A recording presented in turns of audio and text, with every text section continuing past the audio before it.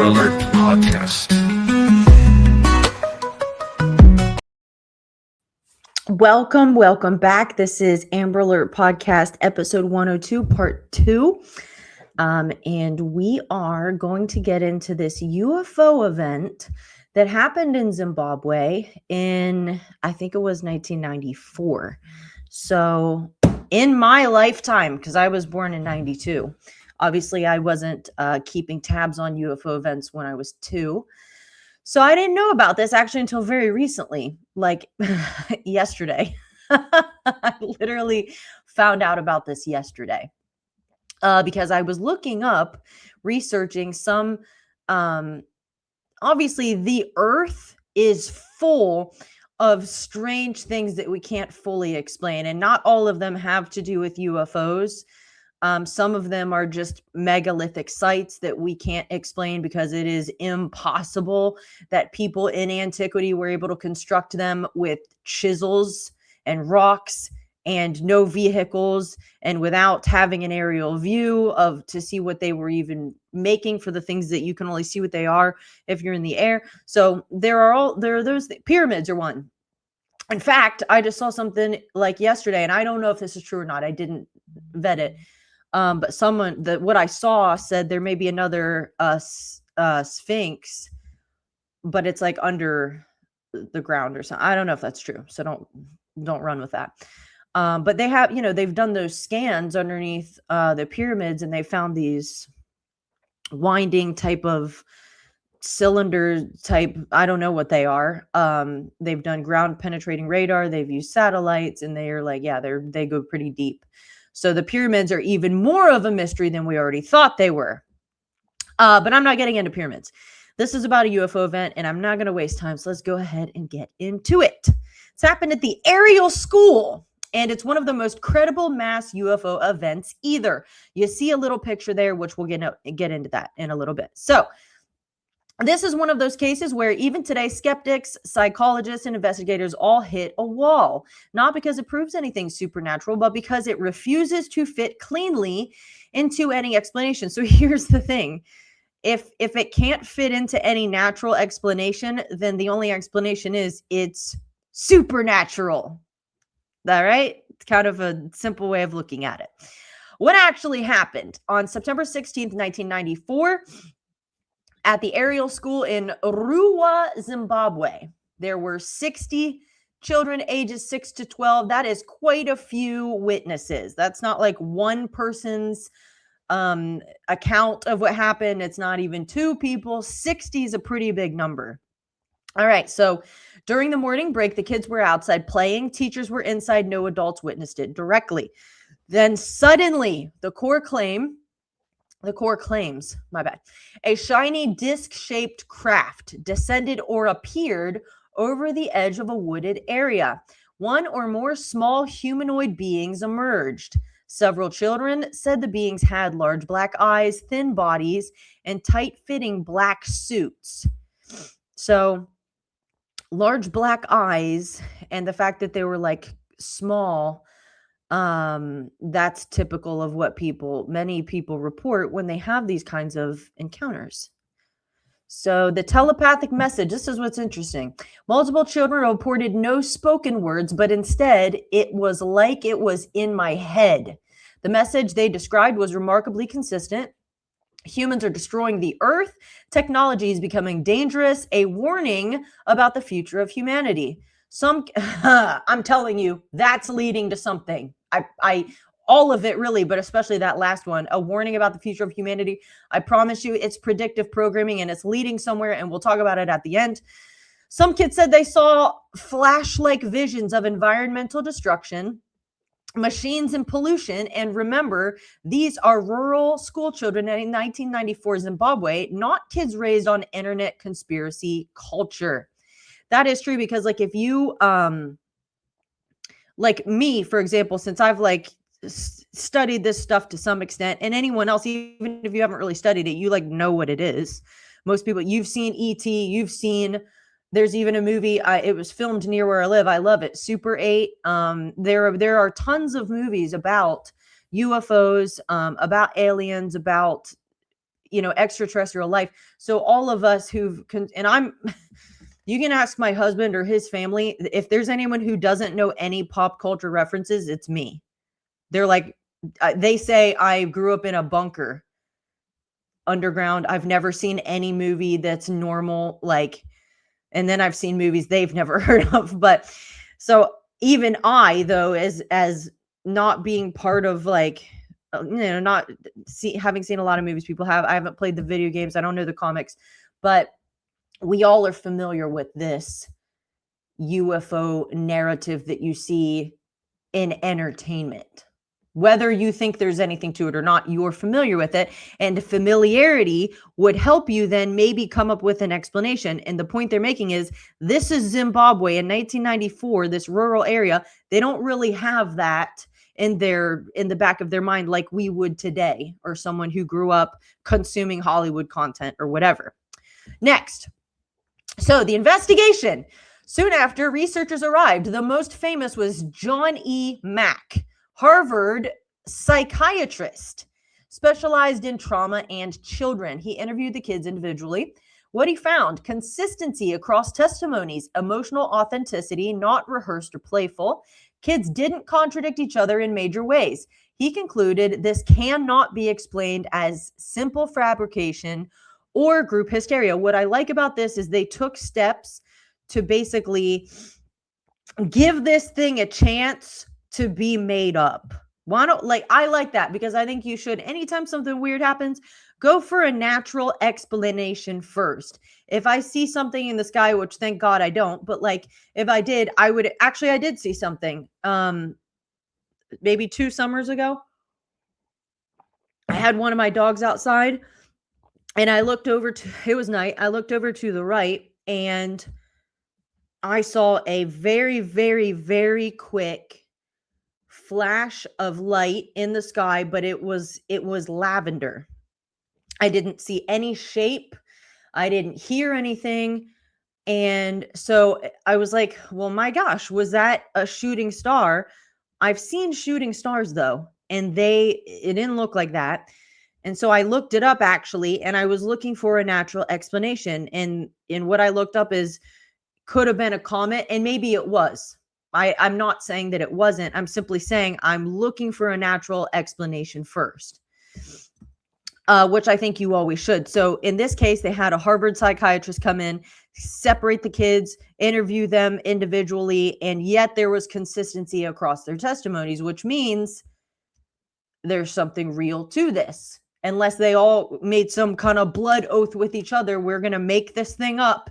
And if any one of you tells or shows that it's not made up, we'll all find you later and kill you, or what? It's doubtful. So anyway, the drawings. The children were asked to draw what they saw. What stands out: many drawings show similar beings, similar craft shapes, and consistent positioning. The craft, the beings, and the trees. This wasn't identical copying, but pattern consistency without coordination. Because again, they were separated. Why experts struggle with this case? Let's break down the main explanations and why each has problems. The first one, mass hallucination. The problem with this: hallucinations are not shared identically across dozens of people, especially not detailed ones with structured narratives. Number 2, the kids made it up. Problem with this: interviews done separately and they're still consistent. No clear motive. Again, what in the world would be the point having some kids ages 6 to 12 make this up? Emotional reactions: fear, seriousness didn't match prank behavior.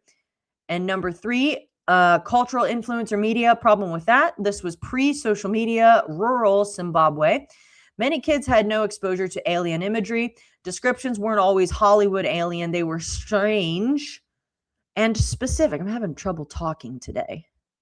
My throat is a little bit sore. Number 4, misidentified object, plane, person, etc. Problems with this: it doesn't explain close encounter descriptions, telepathic communication, or multiple beings interacting. So what is left? Even skeptics often land on something happened, but we don't know what. So what makes this case so powerful? This isn't just UFO equals mystery. This case hits deeper because it involves children, harder to accuse of coordinated deception. Yeah, because kids are dumb. Raw emotional responses. Number two, the message was moral, not random, not just we saw something. It included a warning or meaning. There was no clear gain, no money, no fame, especially in 1994 Zimbabwe. It hasn't been debunked cleanly. People have basically tried to debunk it, and yet they can't.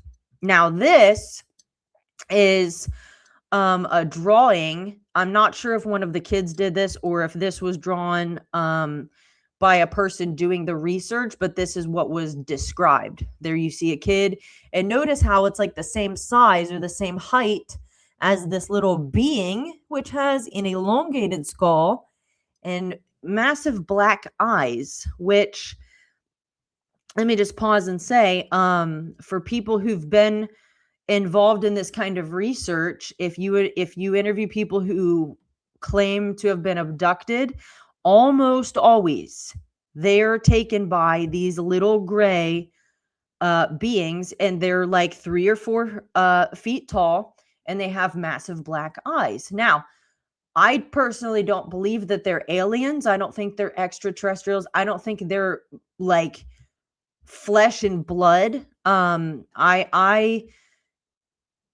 don't want to even say it's just a demonic deception, although that's involved. I think it might, the gray being in the suit, whatever they're wearing, might be just that, a suit.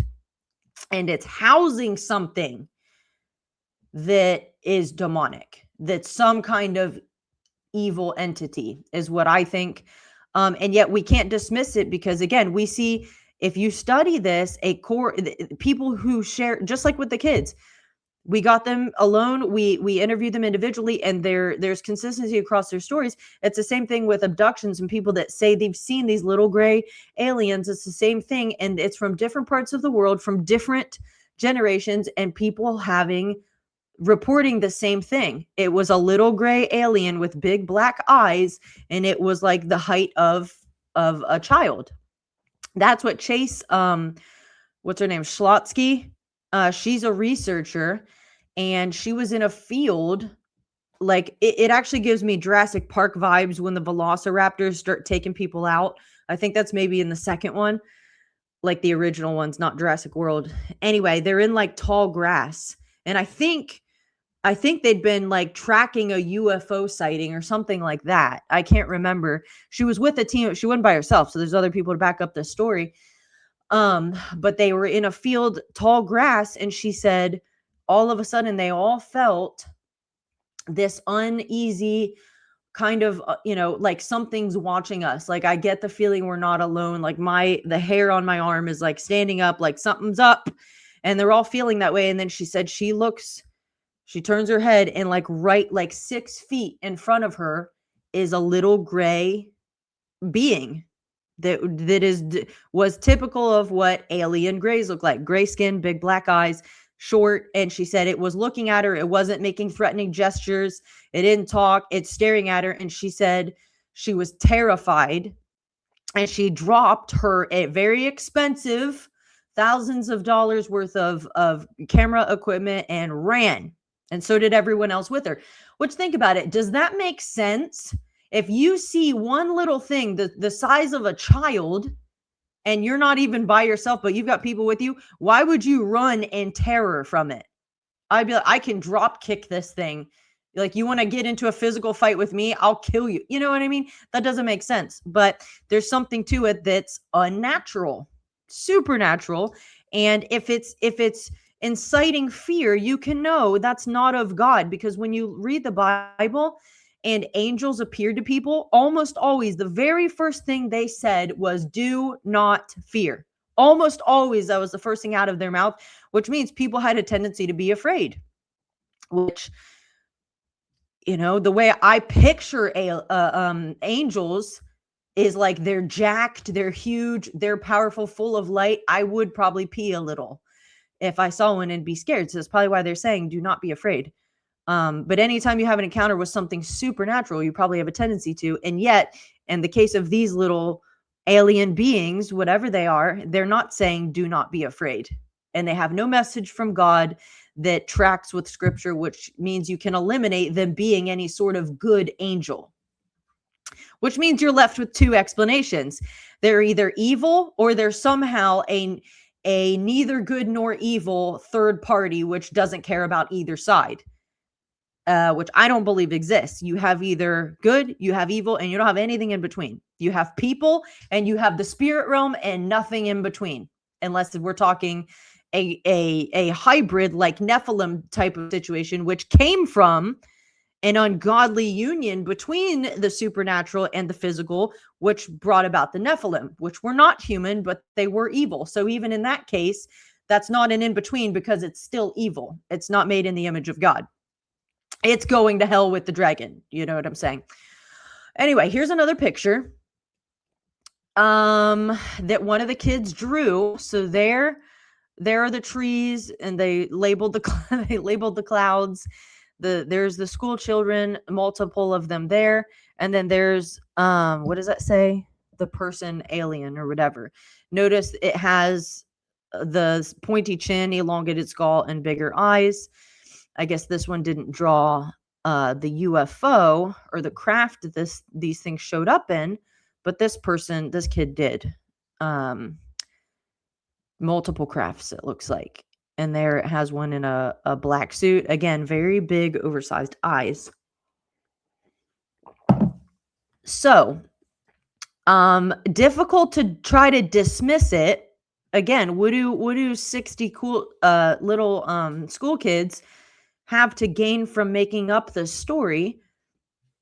And the consistency between them and the way they acted, again, a psychiatrist can kind of tell the emotions behind someone's encounter. And he's saying this was serious. There was fear. This was not consistent with a prank or a joke. So all evidence points to this actually happened. Now you can make up your own mind what you think the source of it is, but I think we can all agree something happened here, and it's definitely not normal. So after the incident, investigators asked the children to draw exactly what they saw. That's what we were seeing. What they produced was disc-shaped or oval craft, small humanoid beings, large dark eyes, thin bodies, sometimes wearing tight black clothing. The beings positioned near trees or the craft. So I'm guessing coming from the craft. This wasn't just random kid art. The pattern consistency, many drawings show similar craft shapes, similar beings, not identical, which would suggest copying, but clearly pointing to the same type of experience. These were done individually. Investigators, including John E. Mack, so he wasn't even the only one who investigated. They made sure the kids were interviewed separately. Drawings weren't copied from each other, yet the core elements still match. Again, there is a consistency across tons of UFO and abduction stories. People who have nothing to do with each other, nothing in common except the experience that they had, and they share very similar details. Emotional tone in the drawings. Some drawings weren't just visual, they carried feeling like fear, seriousness, not playful or cartoonish. This stood out to researchers because kids weren't treating it like a joke. They believed what they were drawing. So again, you can kind of tell by the vibe, like if you're playing, not that kids don't have an imagination, but again, you wouldn't have this kind of consistency. They wouldn't be afraid. And that's, again, a large group that you've separated. That explanation doesn't hold up. What's especially striking, across many drawings, the beings are often shown staring directly at the children. Emphasis on the eyes, large, black, intense. The detail shows up again and again. If you've ever won like a balloon at a county fair, oftentimes there are like green alien balloons and they also have those massive black eyes. That's like, where did it come from is the thing. Where did that start? Did one person draw it, or did it come from someone actually saw something and then that's been carried on because it's shown up in movies, it's shown up in other places, and then people draw what they see. They describe what they see, and then boom. Anyway, next. Skeptics versus believers on the drawing. Skeptics say kids influenced each other afterward, memory blending over time, cultural shaping of imagination. Others argue too many similarities to dismiss. Too consistent under separate questioning. Emotional authenticity is hard to fake. Yeah, especially little kids. You're not really like a kids like that aren't really seasoned, criminals on death row still insisting they're innocent type of like kids are usually going to cave when an adult authority figure is like, listen, I know you're making this up, come clean. You're probably going to get through, at least to some of them. This is the core of the Ariel School case, and also the part that's the most often simplified or distorted online. The kids did not repeat a single exact sentence. Instead, they described a shared impression, like images plus thoughts being put into their minds. So they, again, they said they received information. Nothing was spoken audibly. They received information telepathically. Like I just like knew it in my head. So this is what they said they received. Researchers, these came from the individual interviews. This wasn't like we sat them all down and they were just shouting out things. It's like this kid on their own. So why is this taking forever to load? Okay. So one of the first things that the children said they heard in their heads from these beings was humans are harming the earth. Many said they were shown or told people are destroying the planet, trees are being cut down, pollution is increasing. So basically these little beings in 1994 in Zimbabwe said exactly what the whole climate hoax crowd has been screaming about. Interesting. The same spirits behind the whole thing, maybe. Some described it as we are not taking care of the earth. So I believe this is setting up for something that we're probably on the verge of seeing really start to take shape. We'll get there. Second thing is technology is dangerous. This part shows up a lot. Technology becoming too advanced, humans relying too much on machines. One child described it like people becoming too clever, but in a harmful way. Now,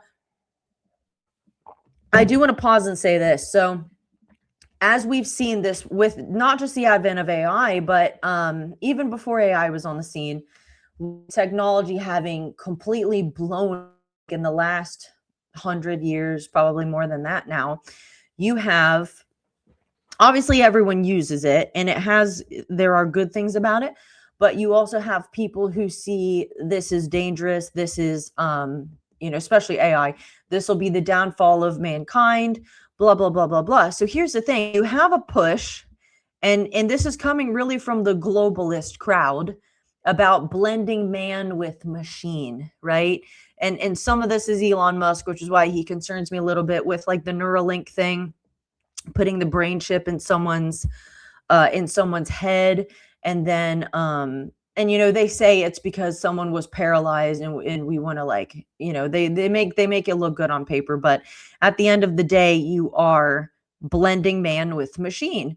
So you have in the World Economic Forum has even talked about it. I've played the video in previous episodes, how they've talked about some kind of chip or way of tracking, literally being able to tell what a person is thinking about. So if you're in class and you have this chip or whatever it is, they'll be able to tell if you're paying attention in class. And if you're not, they'll be able to tell what you're focusing on instead. Almost like reading someone's mind, right? Which sounds demonic, but so you have this narrative that like we need to blend with machine that's coming from globalists, and yet here we have these little beings showing up and supposedly saying technology is dangerous. It's becoming too dangerous for humanity. So here's the thing. This is exactly what an evil. Think of a movie where you have an evil billionaire. This is actually, I don't even need to give you a movie. This is a real world example. The pharmaceutical industry. They create a problem. They give you something which will make you sick, and then they sell you the cure for it. So here's what we're seeing with globalists. We're going to give you technology and say that this is the next step. We need to blend man with machine. And then they'll come and say, oh, it's gotten too dangerous. Technology is going to actually take over the human race. So instead, we're going to have to do this, which I think will be when these aliens really reveal themselves, which may happen when the church gets raptured. I don't know. We don't know for sure. Could be before that. We'll come in as the saving the Superman here to save the world. We're here to save humanity because you're going to be taken over by AI, which the same people created, and now they're going to come in as the savior. We're here to protect humanity because AI is out of control. Technology has gotten out of control. It's the monster they themselves created, but they'll then come in dressed as the savior and say, here's how to save humanity from being overrun by technology. And it's going to be probably another form of technology, but disguised as a vaccine or something. You just need this little DNA upgrade. You need this boost, which just so happens these beings from another part of the universe, they have it. They have it. This is the next step for humanity. Otherwise, we're done for. The planet, not only can the planet not sustain us, like they said, you're destroying the planet. Deforestation or whatever. So the planet can't sustain humanity anymore, and neither can humanity sustain itself with technology having gotten as powerful as it has. So in order to keep people going, you've just got to align with these things, which will be who knows what. Pleiadians, the return of the Anunnaki. That's a narrative that's out there, because they were written about, like, my gosh, I don't know, thousands of years ago, like on Sumerian tablets or something like that. So they'll have a narrative, and I'm sure that they'll be able to produce some type of artifact or manuscript, some type of tangible evidence to support, yes, these things are very old. They've been around since really maybe millions of years, and they actually created planet Earth, and they've just been watching humanity from their own planet or the other part of the universe where they're at. And now at this critical juncture where humanity's on the brink of destruction, and it's probably going to be multiple things: nuclear war, the whole global warming or climate change hoax, technology's just completely unhinged, or maybe just disease, because there's a disease for everything caused by everything now. It'll probably be a whole bunch of factors to contribute to, yes, humanity is about to cease as we know it. And this earth, if you guys want to save people, we're going to have to align ourselves and submit to whatever these beings are. And they're here for our own good.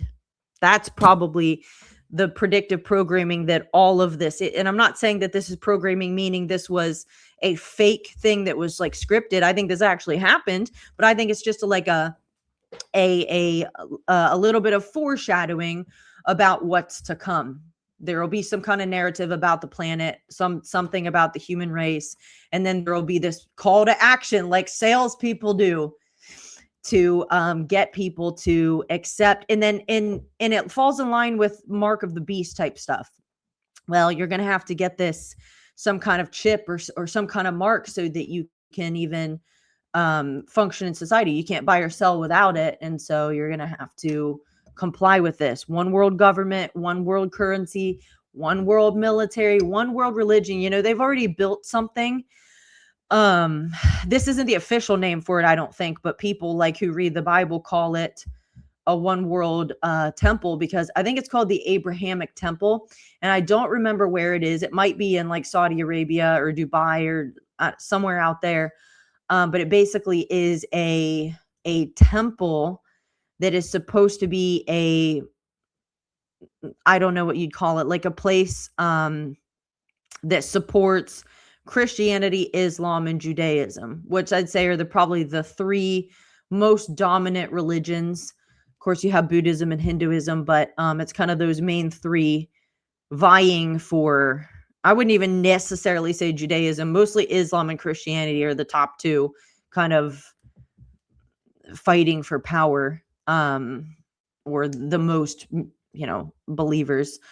But they've already built it. And so everything the Bible said is going to happen is going to happen.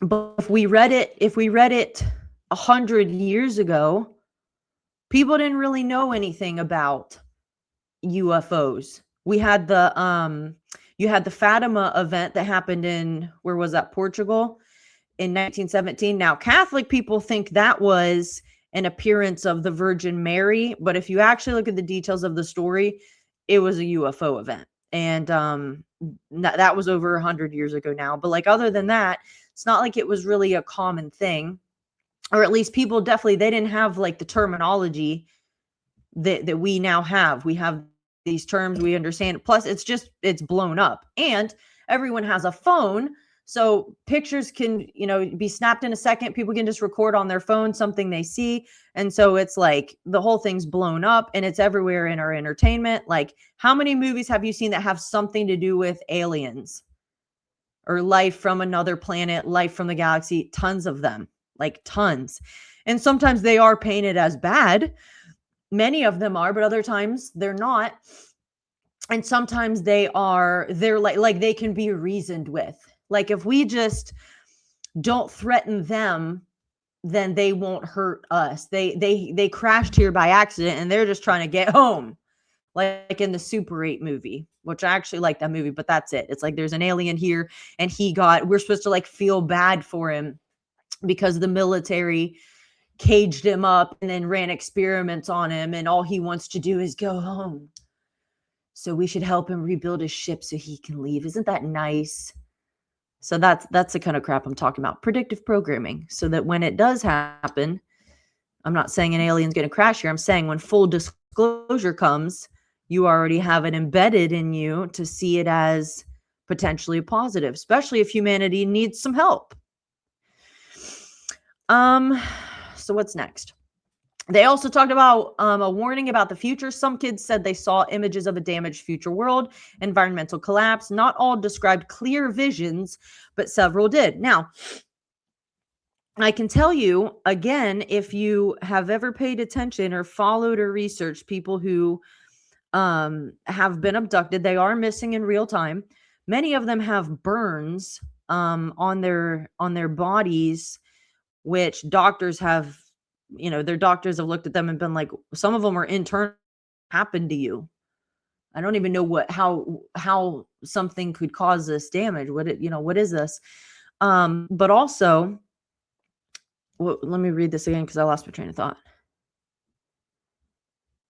Oh, visions, right. So they can literally plant not only the telepathy, like skull, like you hear something in your head and there could be someone standing right next to you and they don't hear it, planting information that you receive in your head, and also visions or false memories. Now, let me tell you this doesn't have anything to do with aliens, but it's a similar thing, which is why I think the source is all the same. So there's a guy, I don't know if he still lives here, but he was living in Minneapolis at the time, and he was a Native American guy. Native American people are very spiritual. Some of them, that's not a good thing, but when they get born again, there's oftentimes they're very sensitive spiritual things. So they might pick up on stuff that someone like me maybe wouldn't. So anyway, this guy's born again. He's a Christian. He's Native American, and he goes into a Whole Foods, and he's looking for a particular like spice or something like that, and he didn't know which aisle to go to. So he sees a girl working there, and he noticed she had tattoos on her arm, and he noticed them because it was a pretty like impressive, I don't know if it was a sleeve or a half sleeve. And he just thought, wow, that's like a really well done tattoo. And she was an employee. So he went over to her and he asked her, where can I find this particular thing I'm looking? And she didn't look up at him, but she told him where it was. So she was kind of like cold and like kind of brushed him off. And he just thought, well, whatever, maybe she's having a bad day. Like, it's fine. So he starts to walk toward that aisle. And he said, as he's walking, he picked something up, like in his spirit, like, hold on, something, I'm getting like I'm like feeling threatened. And he literally in his head saw a vision of Minneapolis on fire. And this was before the George Floyd thing happened, which literally set the city of Minneapolis on fire, right? Before any of that happened, he sees Minneapolis on fire, and he's like, I knew this was coming from her. So he turns around and she's staring at him so she didn't look up at him when he asked her for help. And then after he walked away, he gets this like threat and sees the city on fire, and he turns around and looks at her, and she's staring at him. And he said her eyes were completely black, no white, like a black-eyed kid, if you're familiar with what those are. Creepy beings. Anyway, her eyes are completely black, and she's staring at him. And so he said, I forget if he heard anything or if it was just the vision. I don't remember. But in his head, he said, without saying it audibly, he said, like, you don't want this. So he like threatened her back because he's like, he who lives in me is greater than he who's in the world. Like, I'm a born again believer. I promise you, you don't want to mess with me. And so she heard what he said in his head, because he's like, she put her face down and like, that was it. I could tell. But that's an example. And what was that about? Was she an alien? No. Was there technology involved? Voice to skull technology? No, that was just a demonic person, or maybe I would venture to say probably not a person, but a hybrid being that has infiltrated society and can pass for a person, at least in most cases. And I know that sounds crazy, but I promise you, if you studied the stuff I have, you would understand plenty of people have had encounters with what they thought was a person until a certain situation came up, and then they're like, you can't be a human being. And it sounds crazy until you understand what happened in Genesis chapter 6. The sons of God came into the daughters of men. So sons of God, fallen angels, daughters of men, human being, and they had children by them, which were the Nephilim, the men of renown. Those were the giants. Human, they were hybrid beings. So why do you just think that stopped? Satan corrupts the humanity by doing that, and then yes, the flood wipes them out, but the Bible tells us plainly that they were back after the flood. So if you think all that stopped, just ask yourself why. If Satan could corrupt human beings then and actually reproduce with them, your reason for that not being a thing now is what? Now it's actually just probably easier because you've been doing it for thousands of years and things have probably changed, which is why I know like L.A. Marzulli thinks the first generation, not first generation, but in modernity, the first generation of hybrid, sickly looking with thin stringy hair, and they definitely they looked more alien than human. And the second, and he thinks, are the black-eyed kids, which I mentioned. That's an interesting story. If you don't know what black-eyed kids are, it's people have, and this has happened across the country. Again, people like these kids, their story is consistent, the details are consistent, and yet they were by themselves when they told these. So this is the same thing with the black-eyed kids. Is someone in Texas, someone in Michigan, someone in California, New York, New England. They saw what they thought was a kid because it was short, and yet it wasn't right. Its eyes were completely black, no white, like the lady in Whole Foods.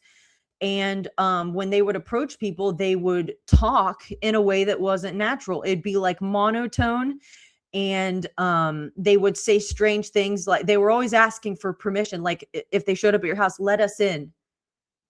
They're always asking for permission, and so more often than not, people said they freaked out because they were like, you don't look right. Your eyes all black and you're not normal. Even what you're wearing doesn't. I don't want you at me. I'm definitely not letting you in my house. Other people, because they thought they were kids. There was a couple, and I want to say this was like New York, maybe New Jersey. And they had two of them show up at their house, and it was snowing and it was cold. So they let them in. And then as the kids are sitting there, the couple's getting more and more uncomfortable, and they're like, dude, something's not right. And I think one of them got like a nosebleed real bad. And then finally, a car, an all blacked out car, came and picked them up. But after they left, I think like all four of the cats that this couple had, and then the people had some health complications. So it's almost like permission was necessary. And yet something bad happened to the people who gave them permission. But other people didn't give permission. They ran from them because they were like, I don't know what you are, but you're evil. I've read the story of the guy in Michigan. I actually love the story. I've read it multiple times. It's sort of long, but I'll give you the cliff notes in case you haven't read it. His name's David Krebs, and I honestly think he's telling the truth. You can find it on websites like Creepypasta, which is full of a bunch of stories that aren't true, but I believe this is true. So, because all the details are real. The place he mentions is real. The ranger station he mentions, the temperature that time of year, how far Traverse City is. This was in Torch Lake, near Torch Lake, Michigan, which looks like the Caribbean, by the way. If you look up Torch Lake, Michigan, you would not believe it's in Michigan. And it's a lake. It looks like the Caribbean. I've been wanting to go for years. But I think the closest city is Traverse City, Michigan. And I looked it up because I almost went there. Anyway, so this guy goes, he's like 28. He worked at a community college, and he goes hiking, and he went hiking all the time. So he's in decent shape, can take care of himself. He has a tent. He sets it up himself, all that stuff. So you have to check into the ranger station so they know who's out there, right? So he goes to the ranger station. No one's there. He's like, cool. So after he comes out, he sees some kids outside, and he thought, whatever.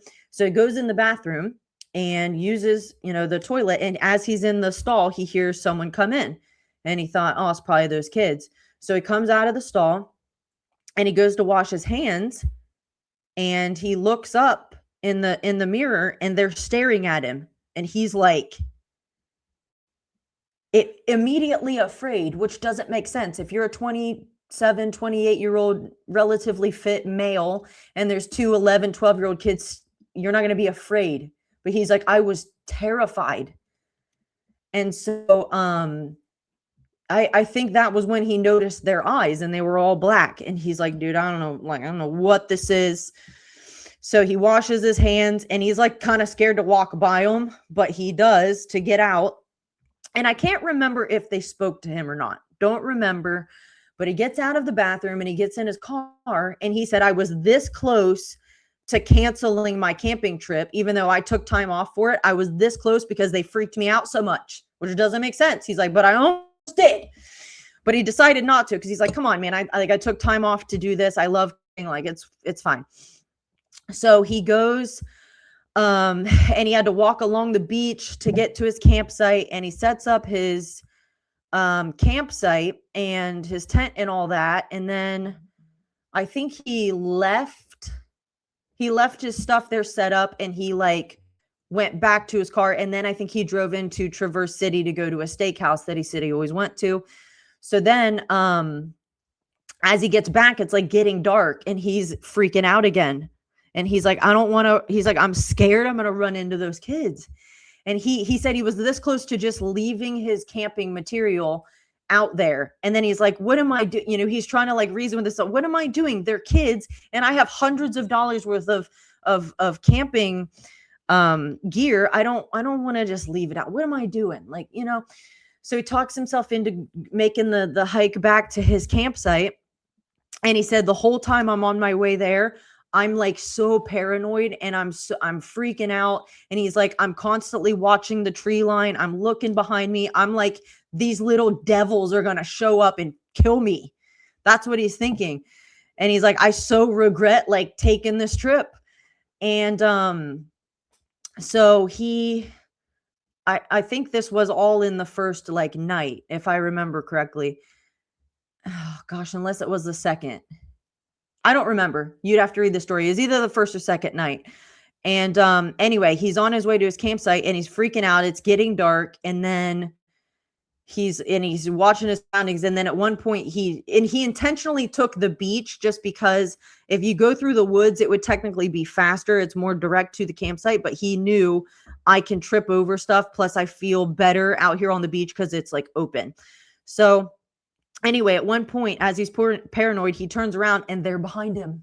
These little devils are behind him, these little black-eyed, whatever they are. And so they asked him like, sir, can you help us? Again, weird monotone, not normal. And he's like, get the hell away from me, like that type of thing. And he ran, and ran to his campsite, and he's like, dude, this sucks. Like, this is what I was afraid was going to happen. I don't know what to do. They're freaking me out. And again, it's not like they had a weapon. They didn't like make threatening moves except step closer to him. And he's like, I'm freaking out.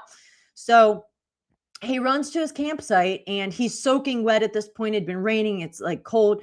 And he gets into his tent, and he zipped it up. And I think he had to take off all his clothes because they were soaking wet. He gets into his little mummy sleeping bag. I think he had a bottle of whiskey, and he's like, I'm so glad I have this bottle of whiskey because I'm going to drink the whole thing. And God, I hope to God I pass out because I don't want to be awake and knowing what's out there. So he drinks the whole thing. And he's still paranoid. He's like, I'm sure that they're going to kill me in the middle of the night. Like, they're going to find me and they're going to kill me. I'm so scared of them. So he passes out, and then he wakes up, and they're outside his tent. And same thing, Mister, will you please let us in? And so he just kept saying, I just said no over and over again. I said, no, no, no, no, no. He said, until I literally finally passed out from exhaustion or something. I just kept saying no while assuming they were going to come in and kill me. So then before he knows it, he had passed out, and it's morning, and he wakes up, and he's like, oh my gosh, I lived through the night. And he unzips his tent, and he doesn't see them. So he packed up all of his stuff and canceled the rest of his trip and got back to his car. And that was the end of his trip. So, and then he wrote that story, and he was in it. And the reason I think it's true is it tracks with other stories of black-eyed kids. They're not right. They don't talk right. They freak people out, and it doesn't make sense if they're kids. And they're always asking permission, let us in, help us, that type of thing. And in his case, he did not give them permission. So they did leave, and nothing bad happened to him. But I remember a reporter in Columbus had picked up the story and had interviewed him. So I do think it actually happened. But if you wanted to read the more details on it, you could find it. And why did I get on the subject of black-eyed kids? What did I read here that made me think of that? Oh, it started with visions, or some evil entity kind of put in your head, that type of thing. And then that led me to talk about hybrid beings, and black-eyed kids being the second generation, and then third generation being something that looks human and can pass for human until a certain scenario where you can get a look at their eyes or something like that. There's a guy in Canada named Al Matthews who had an encounter with what he thought was a woman who was actually attractive, but she always wore dark glasses that wrapped around, and so he couldn't see her eyes. And she was kind of coming on to him, or no, she didn't yet. She talked to him in an elevator, and she said, I know, because he had been abducted. And she said to him in the elevator, I know what happened, like who took you or whatever, I know what happened. And so it piqued his interest, and she ended up inviting him to her house. And so he went to her house because he thought, well, this lady knows what happened to me, and it's not something I can really talk about because people think you're insane. So he was like willing to talk to someone. And then while he's at her house, she's like coming on to him, and he had a girlfriend, so he's kind of like not into it. And then I forget what happened. There's like a fly buzzing around, and he mentioned like, I'll get a fly swat or something like that. And she's like, don't worry about it, I got it. And she like stuck her finger out, and the fly lands on her finger, and then she like ate it. And he's like, what is this? And then she tried to kiss him, and I think that's when he pushed back, and she let out an evil laugh. And I think he saw her eyes at that point. I don't know if she took the glasses off, they fell off. He saw her eyes, and when he did and heard that evil laugh and saw the thing with the fly, he's like, you're not a person. He ran out of her house, and then was telling a friend about it. That friend just so happened to be friends with L.A. Marzulli. And so he told Marzulli about it. Marzulli talks to him. This guy's name is Al Matthews. And he was able to talk about Genesis 6 and this breeding that happened in fallen angels and human beings and these hybrid entities which aren't human. And this whole encounter led Al Matthews to the Lord. And so what he encountered could pass for a person for a while until it couldn't. And he's like, that was not a woman. That was something evil. I'm telling you, that wasn't just a demon possessed person. That was not a human. So that's why I got onto Black Eyed Kids. Anyway, next. So the last thing, or maybe not last thing. So another thing about it is it wasn't spoken language. This is key. They didn't say this being said this in English. Instead, they said things like, it was in my head. I just knew what it was saying. It didn't use words. More like thought transfer or impression, which again, people who are abducted will say the same thing. They get instructions in their heads. They're not told things audibly. They just like receive it into their heads. So a few direct style examples, paraphrased from interviews. Different children described it like, they were telling us the earth is going to be destroyed. We shouldn't be so technological. People are going to mess up the planet. It was like they were warning us.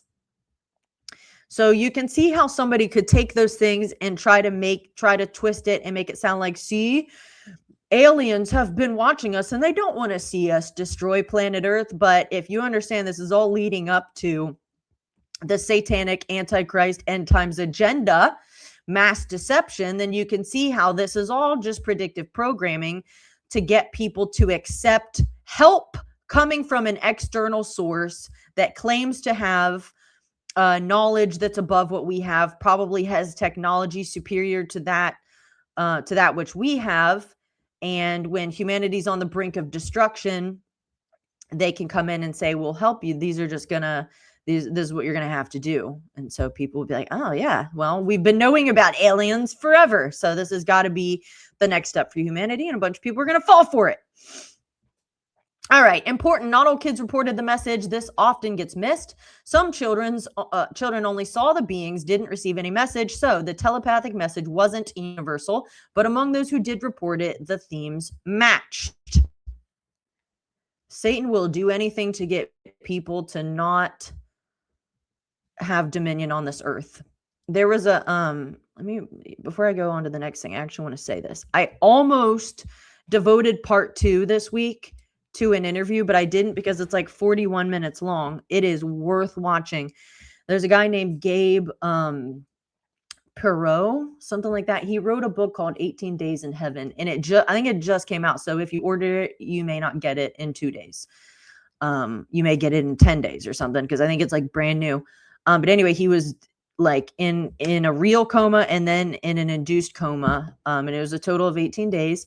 And he said he passed through on his way to heaven, which he experienced. He passed through the second heaven, which is, God's second heaven, which is essentially a realm where you're going to see demonic beings and whatnot. And he said he saw, I won't go into all the detail. It's worth listening to, and reading the book, but he said that, he saw that these evil beings were literally like so hateful. They hate human beings so much because when they got kicked out of heaven, the Bible tells us Satan was kicked out of heaven and 1/3 of the angels were kicked out with him. So 1/3 rebelled with him and they were cast down. And so the only place they had to go after being kicked out of heaven was earth. And yet earth was given unto men, which I'm going to get into in part 3. So Satan and his angels, his army of demonic beings, hate humanity because earth was all that they had, and yet it's under the authority of mankind. That's been corrected since Adam gave it up to Satan, but Jesus took it back as the second Adam, and humanity is top of the food chain, really, as far as God's intended design. And so they hate people, and they are all about, of course, destroying humanity, but also that involves the earth. Like, this is where it's going down. We're not fighting out in the ether. Humans are here. And so when Satan attacks people and is looking to continue to corrupt people and deceive them, it's happening here, which is why I don't really understand people. When I say people, I mean Christians. If you read the Bible and you don't believe in this type of stuff, but you can't deny angels and demons and all of that in scripture. So that stuff is real, and yet this is hard to believe. What you think do you think they're not affecting people? Do you think there's not activity in this realm from the spirit realm? What do you know, how does that look to you is my question. To me, this tracks completely biblically. And in fact, if you're unaware of it, that's probably a win for Satan, because you're like, you don't know what you're dealing with. If he can keep you ignorant about the whole thing, Hosea 4, whatever, for lack of knowledge, my people perish. So you should know what's going on around you. The Bible says clearly, we wrestle not against flesh and blood. There's a spiritual war. And that's another thing that guy said in his interview. When he saw the second heaven, he said, this world, like it's more real than our physical world on earth. He said, but it's so spiritual. Like, you have no idea how you're just living on earth, going about your life, doing whatever, paying your taxes, going to work. He said, you have no idea how influenced you are by the spirit realm on this earth. You don't even know, but I saw it. And it was really interesting. He said he saw people had like, almost like a bank over their heads. And he saw things like unforgiveness. And he saw there were literally evil beings that were eating, like they were like nourishing themselves on that unforgiveness. And he said they also eat words. When you speak evil and you speak against what how God tells us to speak, and your words, people can demonize word of faith all they want. Words are incredibly powerful. God spoke everything into existence. Life and death is in the power of the tongue.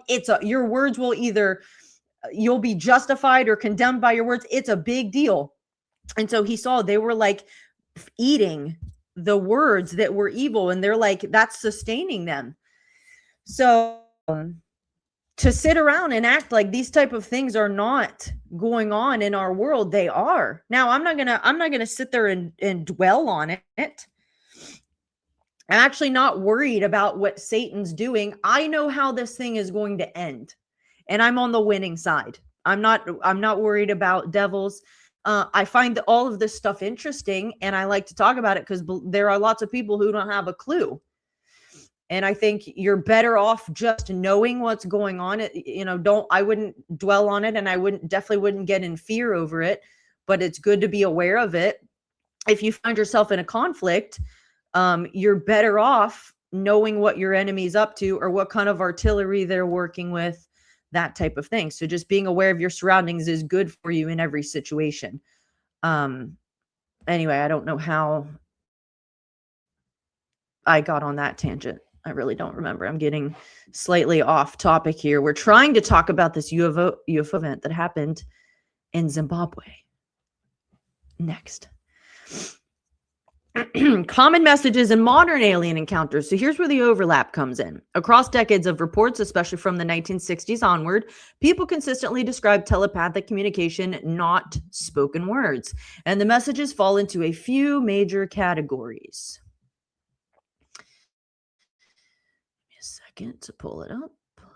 First one, humans are destroying the earth. So again, this is the same thing kids were told. This is one of the most common themes. People report being told pollution is ruining the planet. Who are you, Al Gore? Dressed up as a little alien? Nature's out of balance. Humans must change or face disaster. This is almost identical to what Ariel kids described.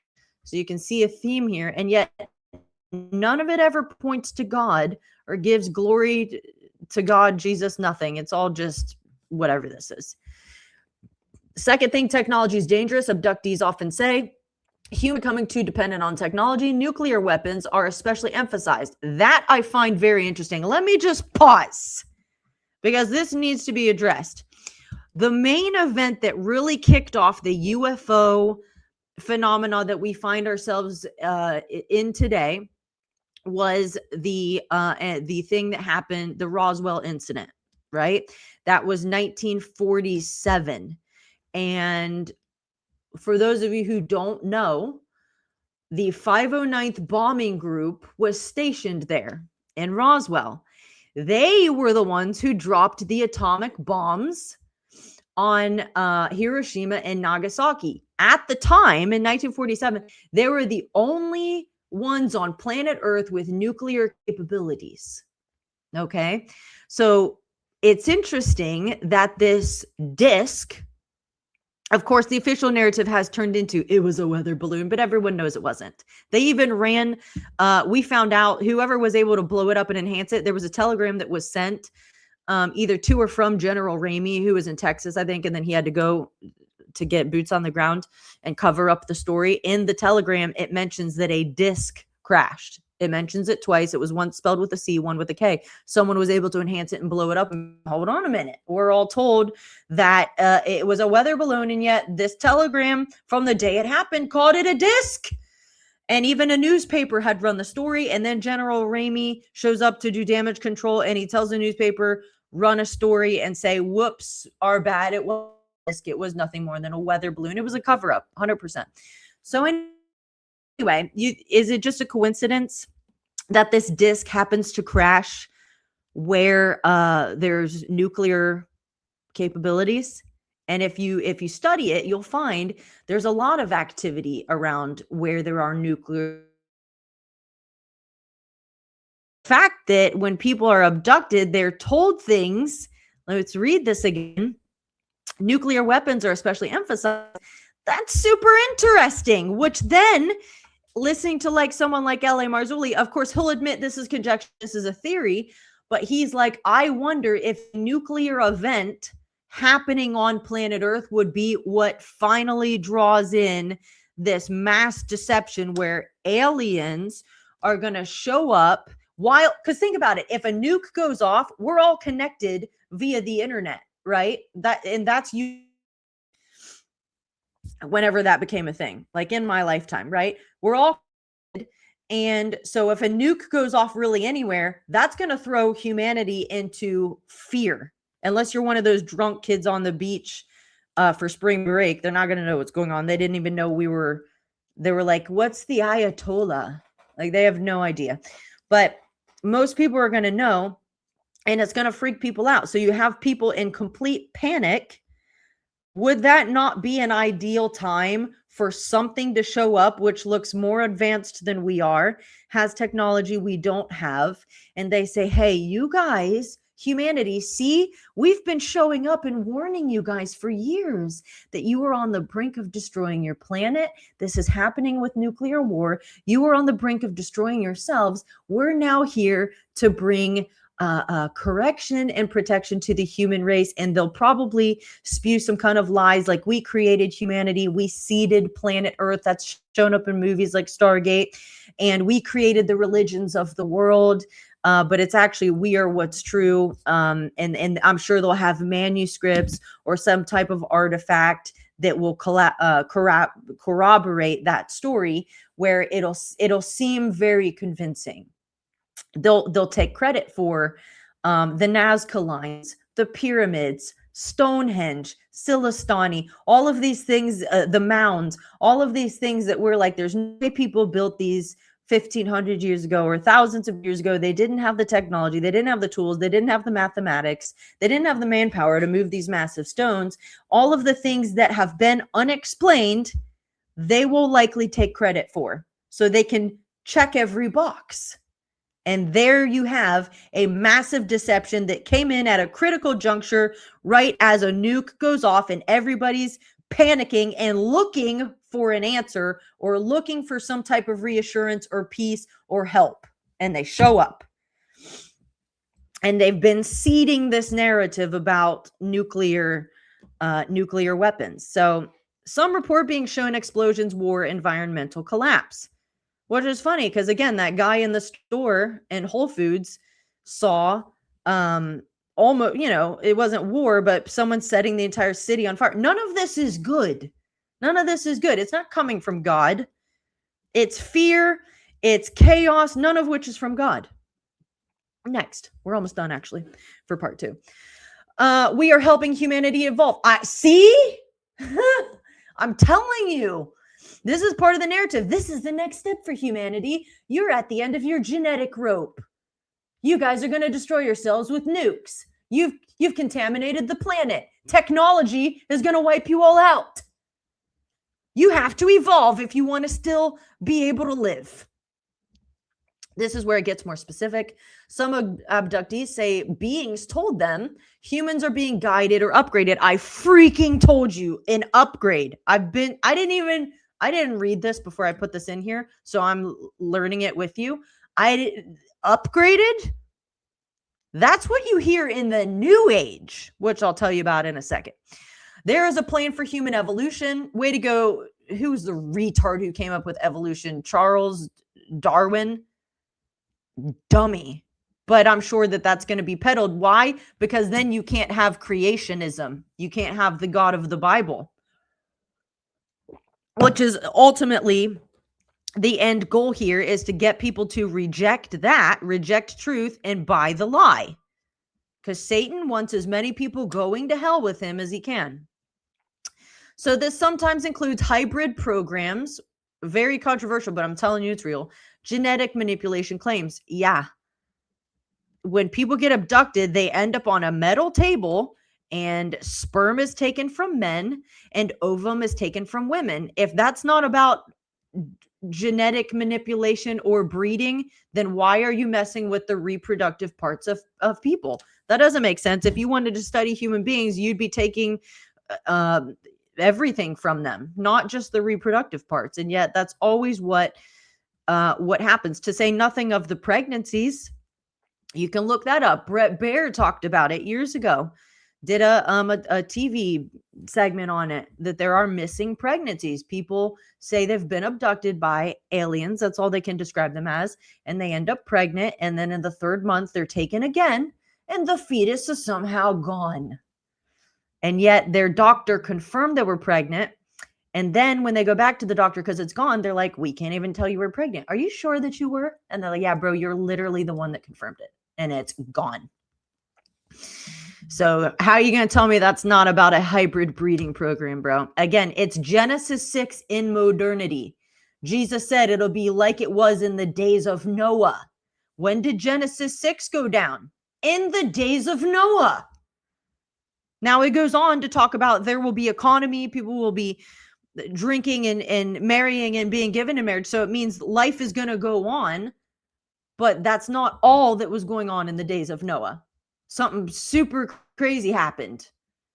This, again, this contamination of the human race, which then I believe that's why God sent the flood. I don't think it was just about the wickedness of humans. I think he was like, I'm wiping out these hybrid Nephilim giants. This is a corruption of the human bloodline, and I'm not going to have it. Because he'd already prophesied in Genesis 3:15, this seed of the woman is going to come and crush the head of the serpent. So naturally, if you're Satan and you're a little bit crafty, you might be like, how can I stop this from happening? Why don't I give it a shot and just corrupt humanity from the genetic pool? Why don't I get in and corrupt it so that this prophecy can't happen? And God's like, I see what you did, flood, which of course they came back after. But then you see the Israelites were tasked with, you're going to go into the promised land, which I promised to give to Abraham and his descendants forever. There are giants in the way, but you're going to kill all of them. And you're not even just killing them. You're killing the animals. You're wiping out everything. Why? Because it was a corruption on God's creation. And he was like, no mercy. Why? If they were people, then that's genocide. But they weren't people. They were Nephilim, which were not human. That's a hybrid evil being. It's all in the Bible if you'll dare to read it, and you should. Next. We communicate through your mind. This is almost universal. No mouths moving, no spoken language. Thoughts appear directly. People describe, I just knew what they were saying. This, again, is from people who've been abducted, and it's just like the kids at the Ariel School. So far, we're tracking. We see similarities. We are here to help, watch over you. Such a filthy lie. This is another recurring idea. Beings claim to be observers, guides, protectors, but they rarely identify themselves clearly, and they don't point to a higher authority. Yeah, because they're not going to say, we're actually serving Satan, and we're here to deceive the nations. They're not going to say that.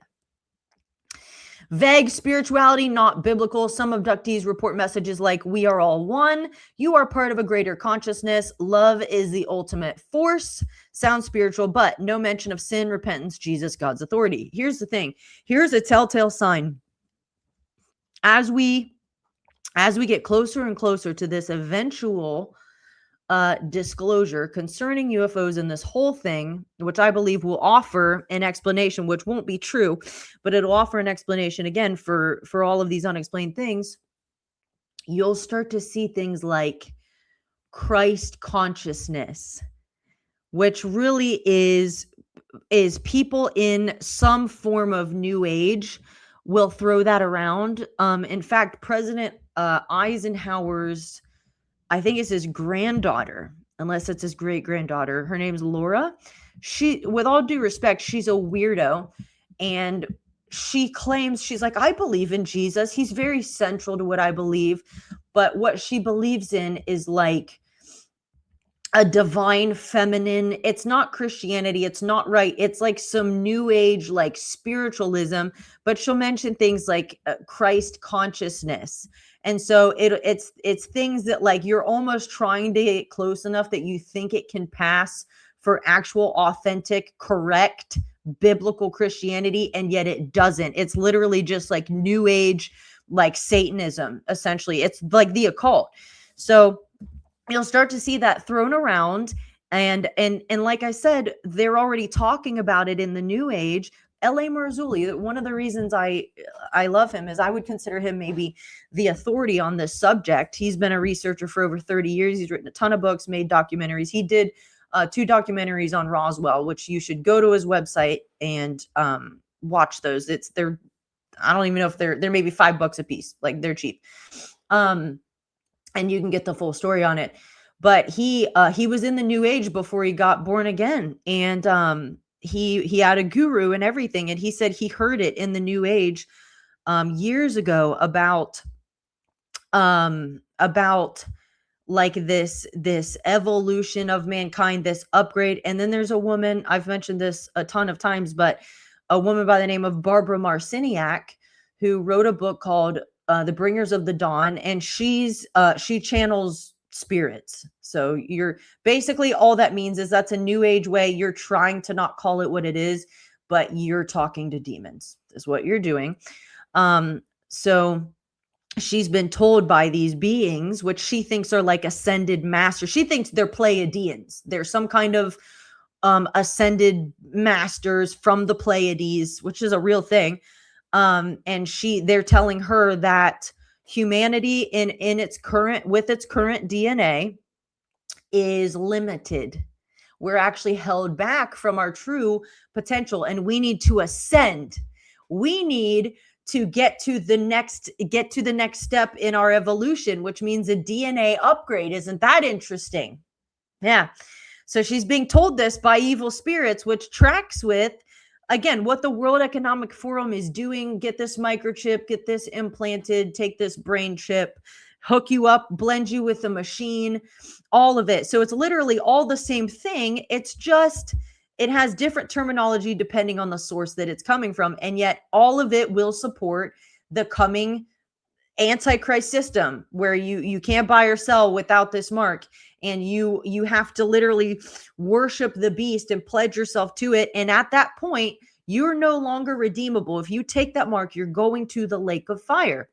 Now, this is a theory, but it makes sense to me. L.A. Marzulli thinks that maybe this mark of the beast is actually some type of I don't know if it would be in the form of a vaccine or an implant that will actually change your DNA. So all of us are human beings made in the image of God, right? And then you have the Nephilim, which we're not, because that was their dad was a fallen angel, a demonic, an evil being. So they're not made in the image of God. But Satan doesn't have creative power, so he can't just make people like God can. He had to corrupt what God already made, and then hook up with get a fallen angel to hook up with them, and then go from there.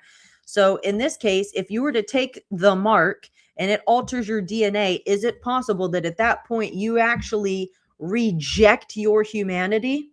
Because it's a choice by the person. You have to make a choice to do this, and God respects choice. He gave you free will, which is why he actually needs permission.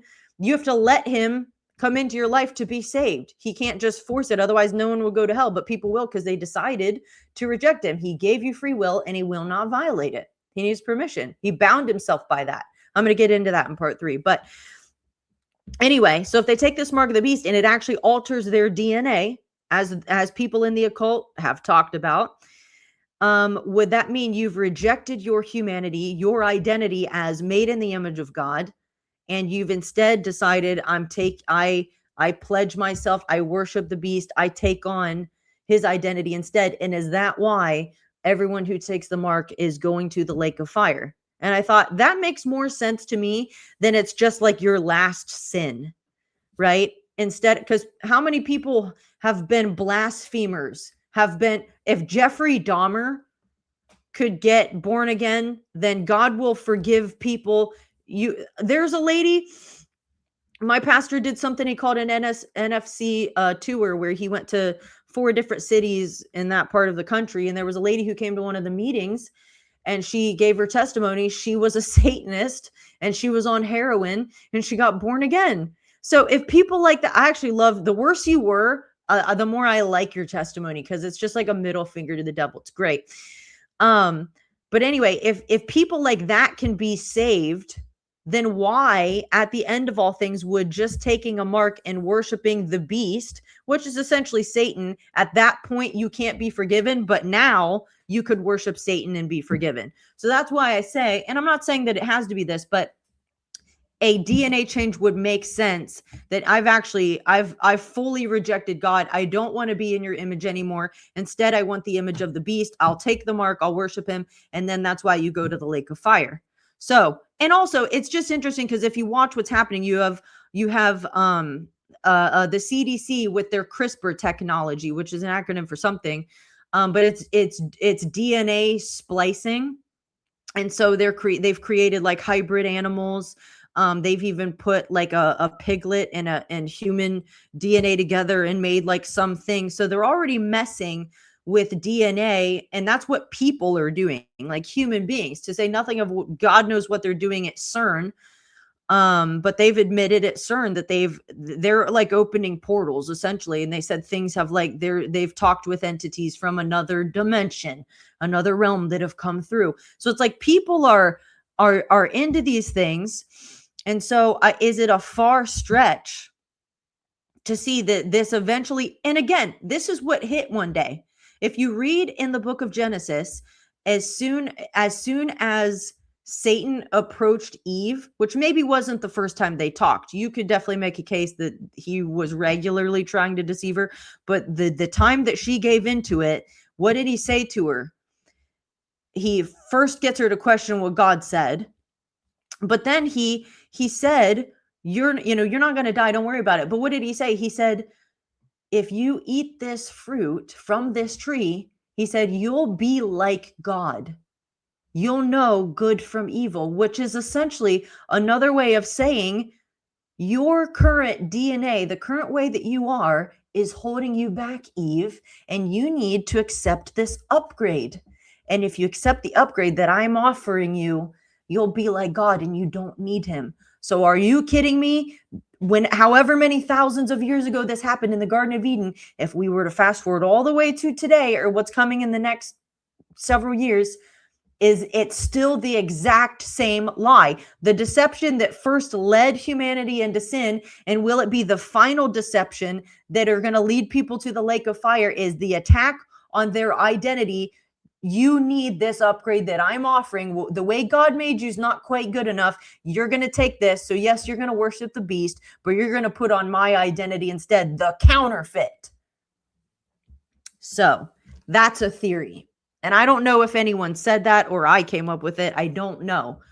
But that hit me one day. I thought, oh my goodness, that's what happened in the Garden of Eden. You're not good enough, Eve. God didn't make you quite good enough. I've got something better if you'll just eat this fruit. So here we are today. Oh, humanity's limited. You need this DNA upgrade. And if you'll just take it, you actually won't die. You won't die. You can live 500 years. Who knows what? Who knows what the lie will be? So that's it on the Ariel school encounter in Zimbabwe. Again, a real event that happened that has not been settled or explained away. So everyone is entitled to their own interpretation. I know many people believe in UFOs and aliens, and they think that they are the good guys and they are going to show up and help us and save the earth. You have people who believe there are aliens, but they are bad. You have many people, you're hearing this get repeated by a lot of people. Oh, the universe is so vast and we're actually arrogant if we think we're the only intelligent life out there. That seems to keep getting repeated.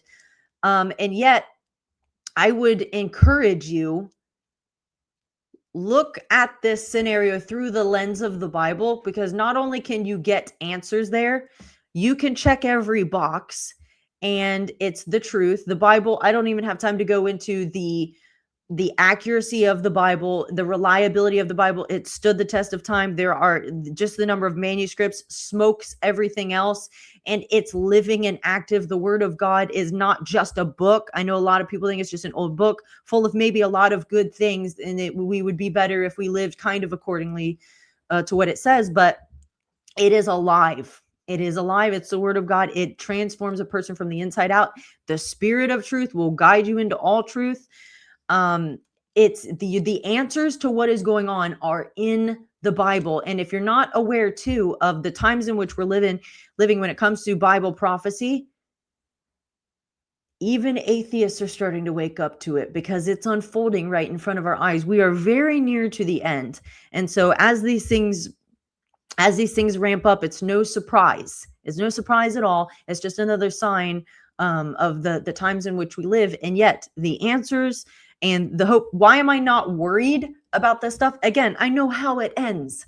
I am on the winning side. I know the devil's a liar. I know he has nefarious plans. He's been building up to things, but all of that's under my feet. I have the authority in Christ that these things are not a threat to me. I like being aware of what's going on, but I'm not worried about it. I am not in fear. And if you're not born again, I'd start there, but get into the Word of God. It's really, I think, impossible to take the Bible for what it says and then be afraid. It's one thing if you're not born again, then you're probably going to be uncomfortable, which everyone should be. If you think about dying or the end of the world and you don't know where you're going when you die, then yeah, you're going to be uncomfortable, which is why that'd be the first thing I would nail down. It's more important than anything else. But you'll find the hope and the peace and the answers are all found in the pages of the Bible. And you can listen to people like Stephen Greer or other UFO researchers, and they have their own interpretations, and yet it's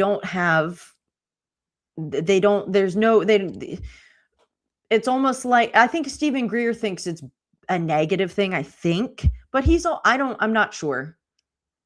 But he's also been involved in meditation, which is essentially the occult. You can name it whatever you want, but it's the occult. So I would be wary of what he says. He may give you facts concerning an event that happened, but his interpretation of what's going on is definitely tainted by his time spent in the occult, whether he's still doing it or not. You can see the roots there. Otherwise, he wouldn't have created the CE5 Contact app, which literally walks you through how to contact aliens in the exact same way you are walked through how to contact and channel evil spirits when you meditate. Same thing, same exact behavior, which tells you the source of that thing is satanic. You're gonna get yourself demon possessed doing stuff like that, which is why I have to take everything a person like that says with a grain of salt, because I think you're probably demon possessed, and demons are liars. They're deceivers, like their father Satan. So if you want the truth, you go to the Bible. All right, let me pop these up, and then I'm going to end this one, and then we'll go into part 3, where we will get into the Bible. So these are the ways to find me: contact, follow, whatever. Like I said in part 1, I'm going to post to Substack and Spotify and YouTube later on, late tonight, probably. And then these are the ways to support Amber Alert Podcast if you want to. Again, I'm not affiliated with anyone. This is just me in my basement, having a great time, talking about things I find interesting, talking about things that I think grow in their relevance, which is why even in parts 1 and 2, which are not even supposed to be about the Bible. I can't talk without getting into the Bible because it has become increasingly relevant. Bible prophecy, like I said, we're living in it. It's getting down to like the final seconds. Like it's the most relevant thing there is in the world. So we're going to get into the Bible. In fact, something happened to me in part 3 of last week's episode. I had this I was starting to get a revelation on the love of God. I was like, Lord, you're like showing me something here. And then it led to a couple of other things that happened since then in the last week. And then I got something yesterday from the Lord. And so I can't wait to talk about it in part 3. It's 7:20. I'm going to come back at 7:25. I'm going to start a new live video and we'll get into part 3 in the Bible. So I will see you there. Goodbye.